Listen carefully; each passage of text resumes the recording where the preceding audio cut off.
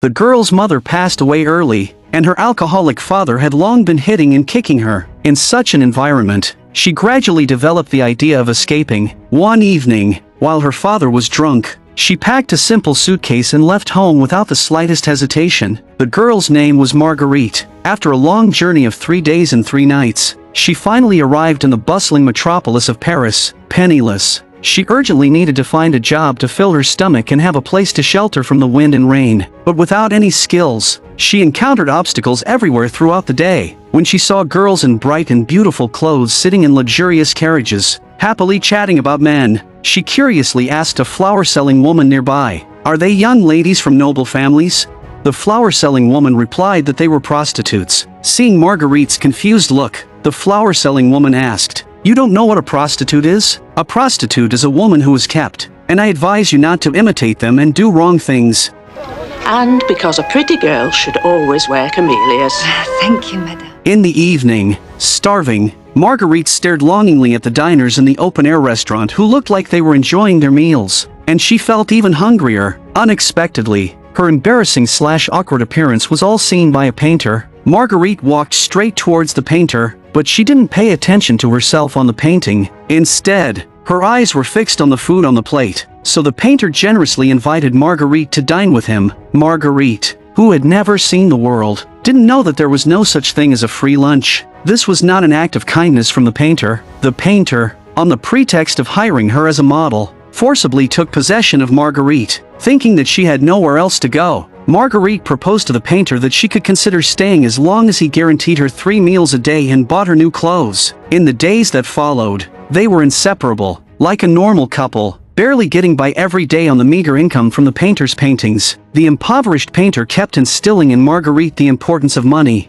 and that young girls could live a noble life by using their beauty and bodies. Over time, Marguerite's values gradually changed. During another painting sale, Marguerite's portrait caught the attention of a Count Denali. It turned out that Count Denali had just lost his beloved daughter, and Marguerite bore a slight resemblance to his daughter in appearance. Thus, Marguerite's life underwent earth-shaking changes. Count Denali spent a large sum of money to buy her from the poor painter and took her back to his manor. From then on, Marguerite lived a delicate life like a rich young lady. Count Denali gave her all the best things, with the only requirement that Marguerite must stay by his side every day. Over time, Marguerite felt extremely painful due to Count Denali's strong desire to control. The kind maid persuaded Count Denali, "I know you miss the young lady very much, but before she came to you, she lived with a man. She has already tasted the flavor of life and finds the days here boring. She has the right to choose freedom." Count Denali said, "I treat her like my own daughter," the maid advised. "But if your daughter were alive in this era, she would also leave you to live her own life."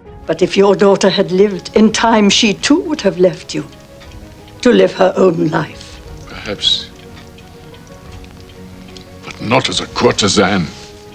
It was puzzling that Marguerite chose to work in a brothel rather than continue to be Count Denali's cherished pearl. In just 1 year, she became a famous courtesan in all of Paris, often surrounded by men of various noble ranks. During a performance at the theater invited by a wealthy man, a young man named Armand in the theater fell in love with Marguerite at first sight. Even though his friends advised him that Marguerite was not a decent girl, Armand was still deeply attracted to her. Armand was born into a middle-class family, but his father, Duval, did his best to send him to a noble school. Armand's father knew well that only by receiving the best education could there be a possibility of changing the family's fate. He placed all his hopes on Armand, but love happens in such an inexplicable way. Armand begged his friends to often go to Marguerite's house, just to get closer to her, but when he witnessed Marguerite flirting and being frivolous with men, he couldn't help but feel lost. But the hospitable Marguerite insisted that they stay for dinner together. The madam criticized Marguerite for her extreme extravagance. During their conversation, Marguerite suddenly felt unwell and began to cough violently. Only Armand looked worried. Amidst the disdainful glances of his friends and the madam, he hurried over, sincerely concerned about Marguerite's condition. Having gone through so many members of the opposite sex, Armand was the first one to care about her health, which made Marguerite feel very warm in her heart. She also saw Armand's love for her. Looking at this pure young man, Marguerite said to him, "You wouldn't have fallen in love with me, would you?" "But I won't love you," Armand asked in confusion. "Why?" Marguerite replied, Your friend Gaston told me that you only have 7,000 francs a year, and I spend that much in a month. Loving me is too expensive, so we'd better be friends. Armand didn't expect the person he loved to be so materialistic. His friend advised him that such a girl was not suitable for him, and he hoped Armand would just have fun and not get stuck in the quagmire of love. But in just a few days, Armand still couldn't forget Marguerite. He often hid near Marguerite's residence, observing her every move. Marguerite seemed very busy, with countless men coming in and out of her house every day. Armand was worried about Marguerite's health. When his friend learned that the doctor suggested Marguerite needed to go outdoors to breathe fresh air more often to relieve her illness, Armand waited every day on the only road leading to the park, pretending to meet Marguerite by chance. On this day, Marguerite finally appeared in front of him. Faced with Armand's concern, Marguerite invited him again. Armand couldn't contain his joy and kept thanking his friend for the information. Their first solo date was very relaxing, like two old friends who hadn't seen each other for a long time. This feeling was also the first time Marguerite had experienced. When Armand saw that Marguerite liked to wear a camellia every time she went out, he bought all the camelias in the flower shop and gave them to Marguerite. It was the first time Marguerite had dated someone of the opposite sex not for payment, and Marguerite paid for all their expenses every time, which hurt Armand's self-esteem as a man. But Marguerite said to him that the feelings Armand had given her had transcended money, and she did not want money to taint this purity. Seeing that he had received a response from his beloved, Armand cherished Marguerite even more. Their relationship also developed further. For Armand's sake, Marguerite began refusing to receive clients, hoping to reserve her entire self for Armand, even though the servant told her that refusing clients meant they would have no income. And with Marguerite's high consumption, their future life would be very difficult. But Marguerite didn't care about this. She was immersed in this pure love. Having Armand made her feel as if she owned the whole world. This period of time was also the happiest in her life. To stay away from disturbances, Marguerite even went to Count Denali to ask for some money and rented a house in the countryside on the outskirts. Here, no one knew Marguerite's identity, and they enjoyed the sweetness of love freely every day. The fresh country air and her good mood kept Marguerite's illness under good control. But when friends came to visit her, their words implied that Armand was living off a woman, which dealt another blow to Armand's self-esteem. At the same time, when Count Denali heard that Marguerite had used the money he gave her to support a man, he angrily came to the door, immediately cut off all ties with Marguerite, and said he would no longer fund her. The madam accused Armand, saying that it was all because of him that Marguerite had lost such a huge backer. Armand wanted to do something for Marguerite. He asked his friends for help and took all his property to the casino. He hoped to get rich overnight and then live with Marguerite forever, but instead, they lost everything. From then on, their lives fell into a dilemma. People from the real estate company came to reclaim the house because Count Denali no longer paid the rent for her. Marguerite had to sell her jewelry to relieve the urgent situation, but she repeatedly told the maid not to tell Armand about such embarrassment. She didn't want Armand to be disturbed by these worldly matters, so she deliberately acted in front of him. What Marguerite didn't know was that Armand had already known about her financial situation. On this day, Armand went to a lawyer, said he was about to get married,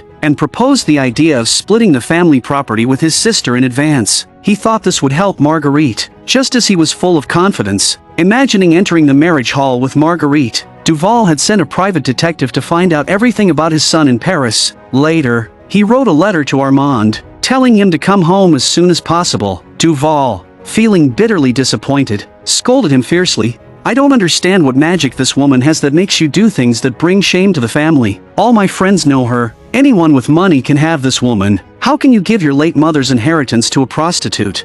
Armand retorted, "Marguerite is not a prostitute. She loves me." Duval warned him, "Such a woman is incapable of loving someone." Armand said, "She loves me. If she is willing to marry me, I plan to marry her." Duval thought Armand was crazy. Have you lost your mind? You'd give your name, our name, to a woman like that? Much more than my name to give her.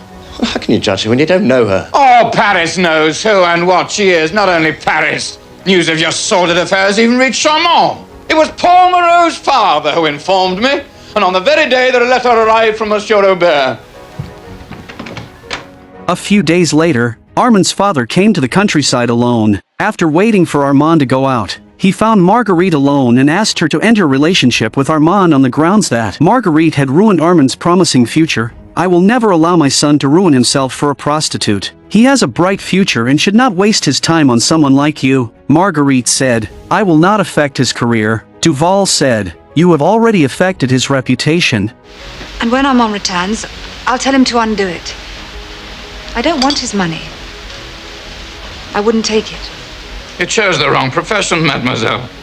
Seeing how firm Marguerite was, Armand's father lied that Armand was already engaged to a noble lady, and the lady could give birth to many sons for him, which was something Marguerite could not do. These words hit Marguerite's sore spot. For Armand to have a brilliant future, Marguerite agreed not to have any contact with Armand anymore. When Armand came home at night, the house was empty. To make his son completely give up, Armand's father also forced Marguerite to write a breakup letter. Duval said, this is the nature of a woman of the streets. A girl like Marguerite only treats the feelings of a pure boy as a game. Under Duval's long-term mental persuasion, Armand gradually turned this love into hatred. On the other side, Marguerite kept refusing the advances of rich men. Unexpectedly, the rich man attacked her. In the face of power and money, Marguerite had to return to her old profession and go back to the social circle. But when they met later, they were like strangers. In front of Marguerite, Armand deliberately got intimate with his new female companion, wanting to retaliate against Marguerite for abandoning him in this way. Marguerite was extremely tormented. She finally couldn't help but take the initiative to find Armand. Expressing her inner pain, she couldn't stand such torture anymore. Seeing Marguerite in tears,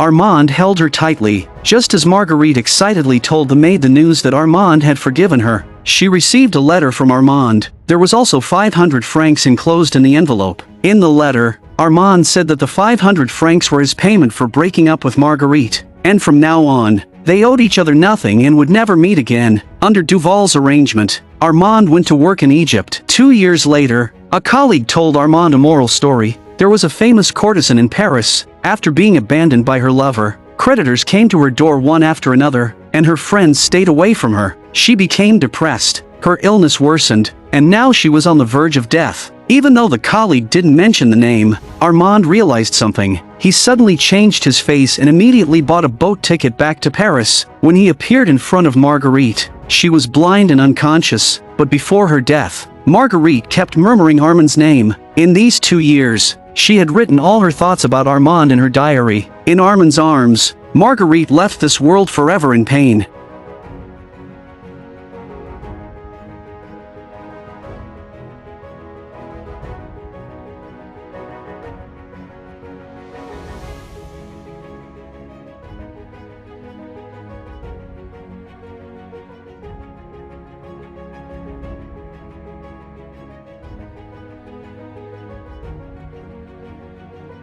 I'm a movie enthusiast. Please subscribe to my channel, and I'll see you next time.